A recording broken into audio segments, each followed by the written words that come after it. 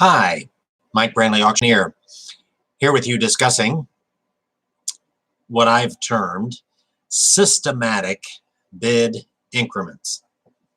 Now, auctioneers that have gone to auction school or been auctioneers for a long time, whether they went to school or not, or listened to any auctioneer, you notice what increments auctioneers somewhat typically use. There might be a standard or systematic bid increment table in their head.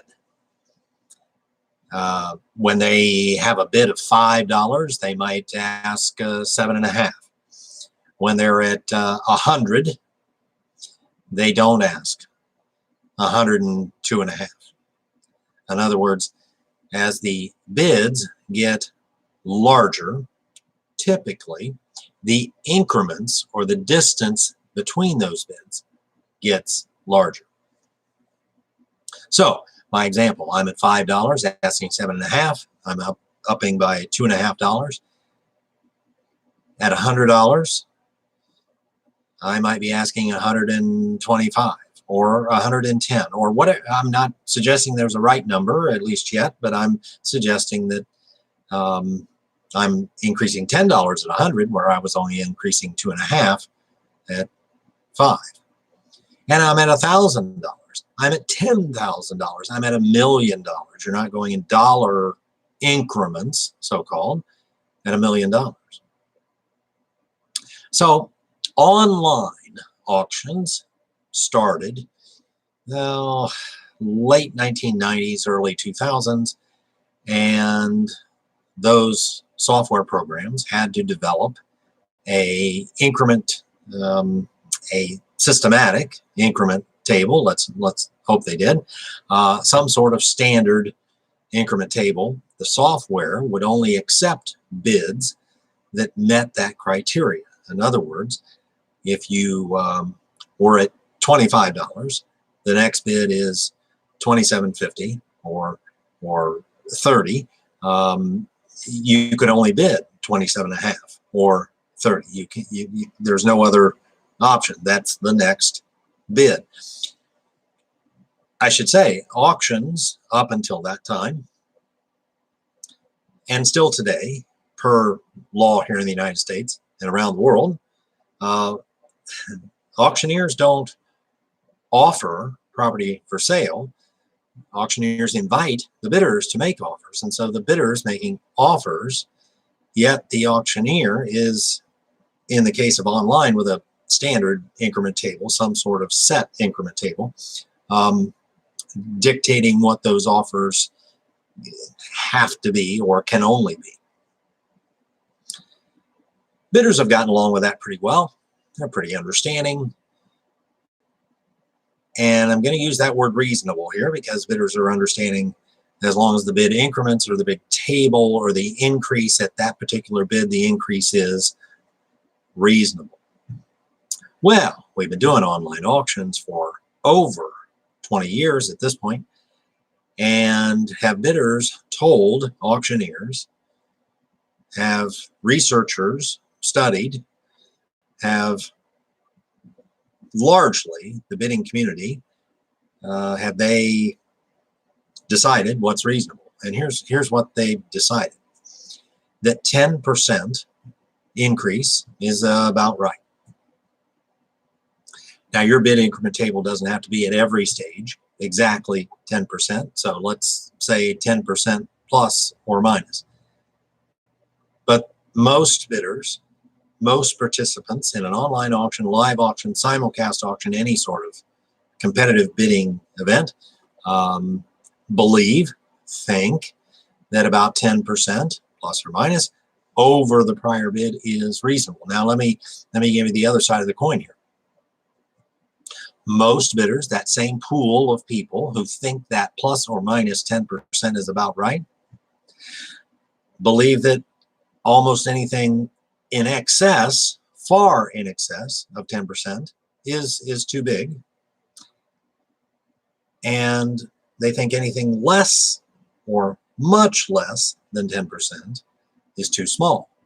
And you might wonder, you say, well, why would a bidder mind if the bid increment was smaller than 10%. Well, I can tell you, as an auctioneer, and probably anybody in the auction business could tell you this.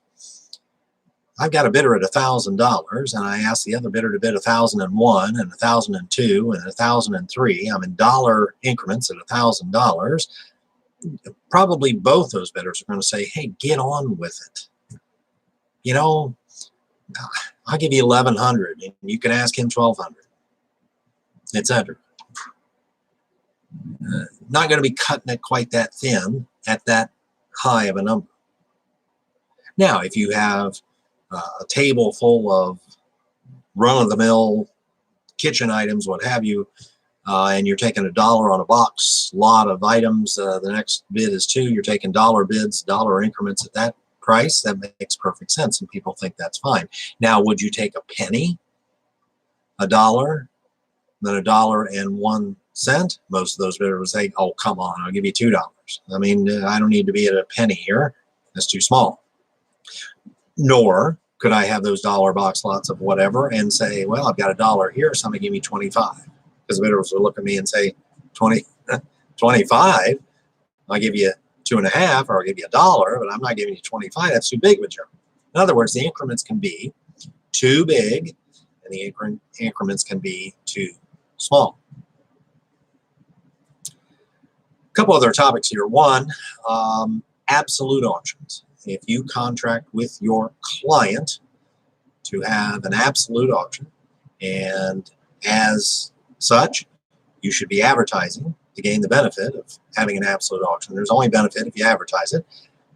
Advertising an absolute auction, then you are contracting with your client to sell to the highest bidder, the highest offer.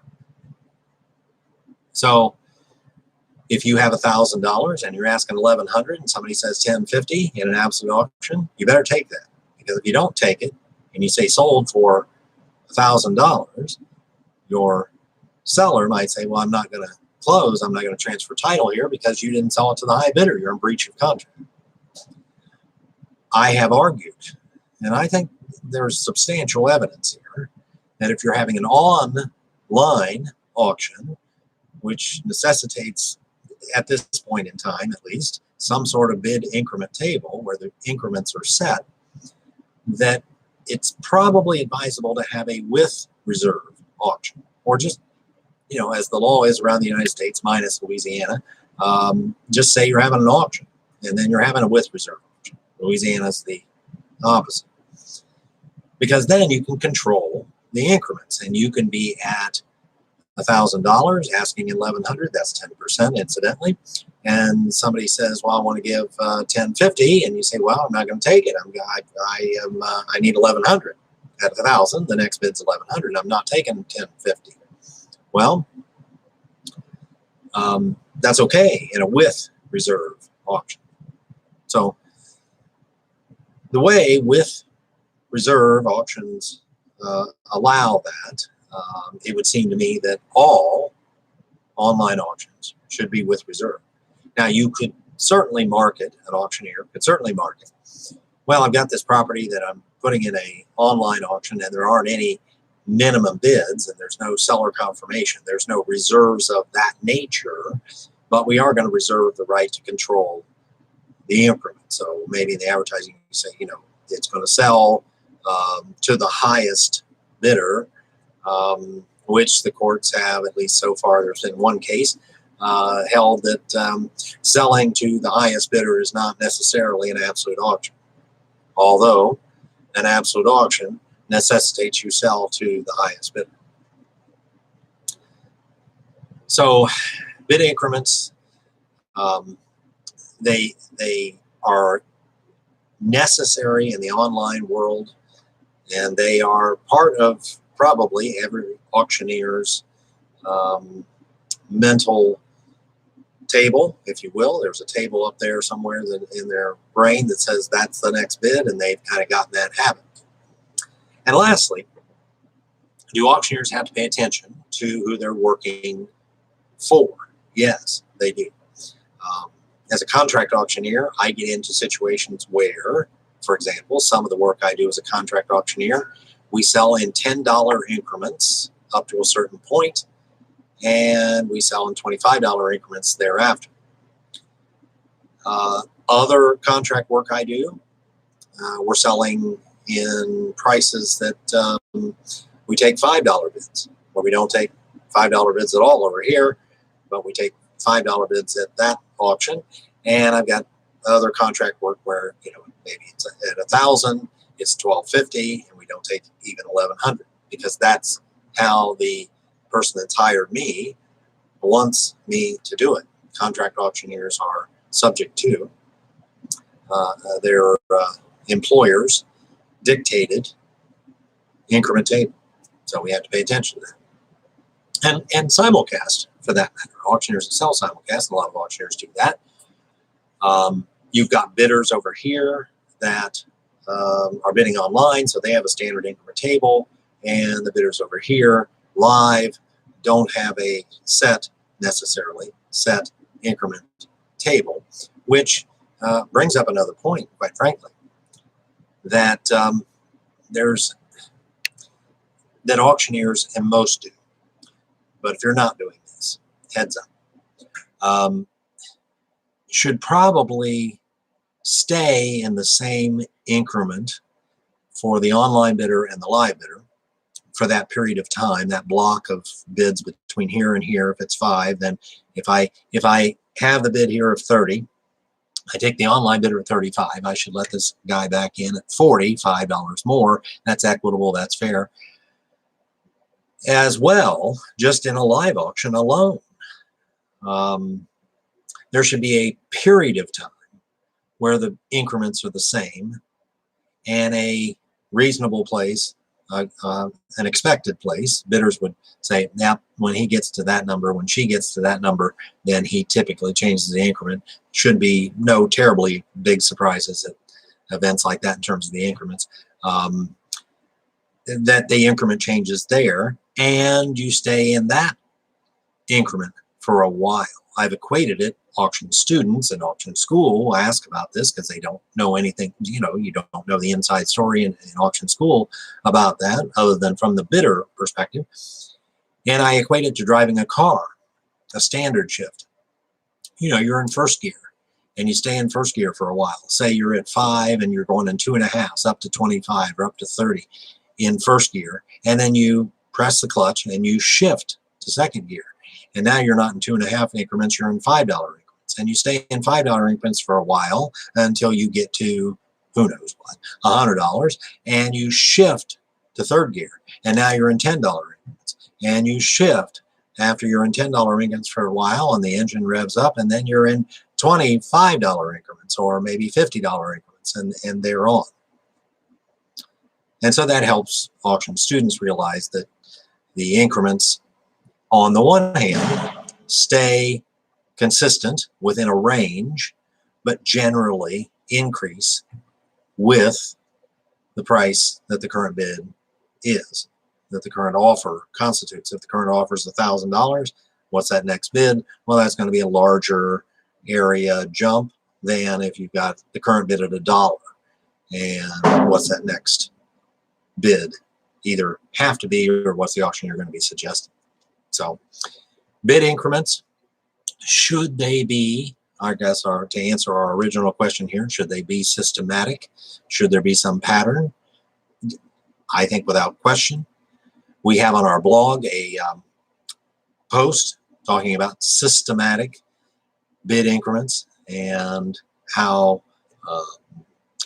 a certain pattern can be developed. It can be publicized, it can be put in the terms and conditions, it can be in the catalog, and live auctioneers can start to use a systematic or preset increment table to which your bidders will grow accustomed. Mike Brantley, Auctioneer, pleasure to be with you today.